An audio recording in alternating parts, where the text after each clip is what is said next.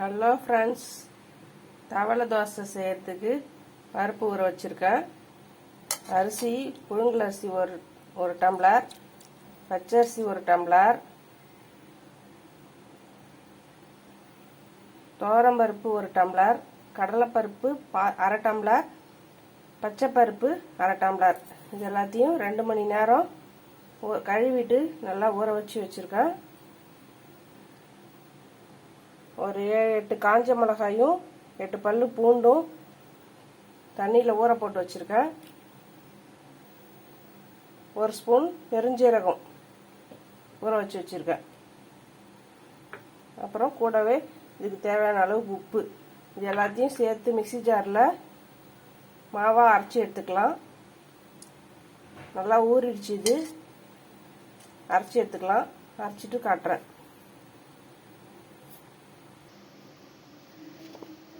மாவு மிக்சியில் போட்டு நல்லா அரைச்சாச்சு. இதில் மஞ்சள் தூள் கொஞ்சம் சேர்த்துக்கலாம், ஒரு 1/2 ஸ்பூன் அளவுக்கு. பெருங்காயத்தூள் கொஞ்சம் சேர்த்துக்கலாம். கொஞ்சமாக தண்ணி கலந்துக்கலாம். மாவு நல்லா கரைச்சி விட்டுக்கலாம்.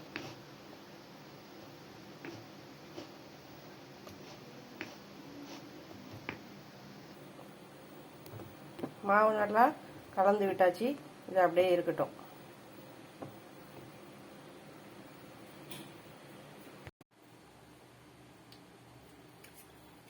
மாவு தாளிச்சிக்கலாம். இப்போ கொஞ்சம் எண்ணெய் ஊற்றிக்கலாம்.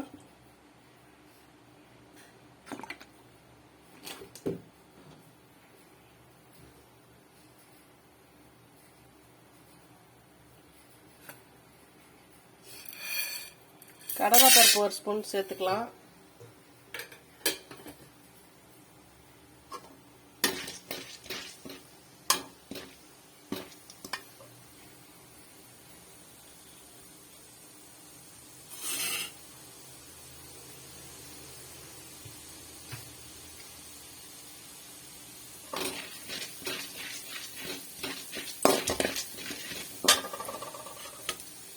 கருவேப்பிலை சேர்த்துக்கலாம். கட் பண்ணி வச்ச கருவேப்பிலையை 2 வெங்காயம் கட் பண்ணி வச்சுக்கிறேன். அதையும் கொஞ்சம் சேர்த்து வதக்கி மாவில் சேர்த்துக்கலாம்.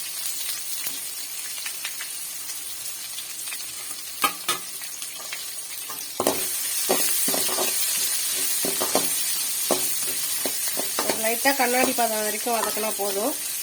அந்த அளவுக்கு வதக்கிட்டு மாவு கூட சேர்த்துக்கலாம்.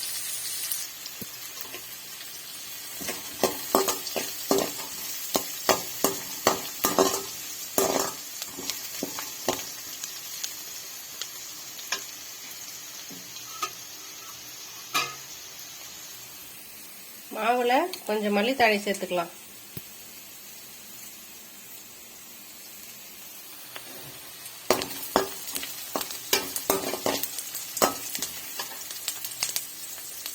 கண்ணாடி பதம் வதங்கிடுச்சு. இப்போ இதையும் மாவுல சேர்த்துக்கலாம்.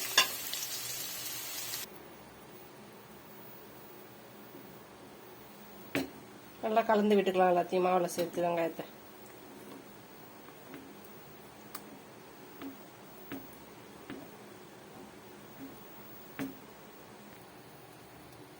தோசைக்கல்ல காய வச்சு இப்போ மாவை எடுத்து ஊற்றி தேய்ச்சிக்கலாம். தோசை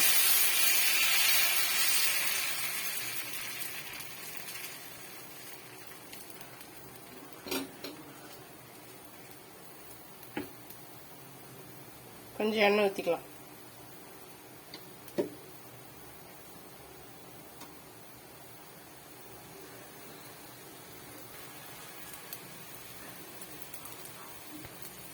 தவளை தோசை வெந்துருச்சு. இப்போ இதை திருப்பி போட்டுக்கலாம்.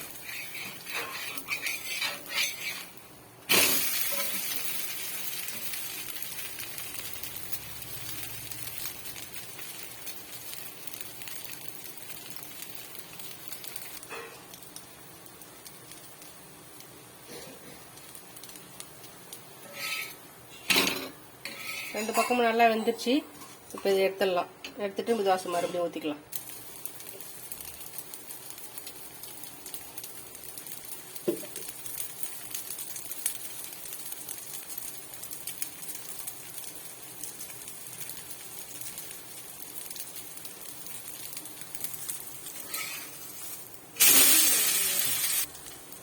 தவளை தோசை, பருப்பு தோசை, தவளை அடை எப்படி வேணாலும் சொல்லிக்கலாம். நல்லா டேஸ்ட்டாக இருக்கும் இது. இது கூட சட்னி, சாம்பார் எது வேணாலும் தொட்டு சாப்பிட நல்லாயிருக்கும்.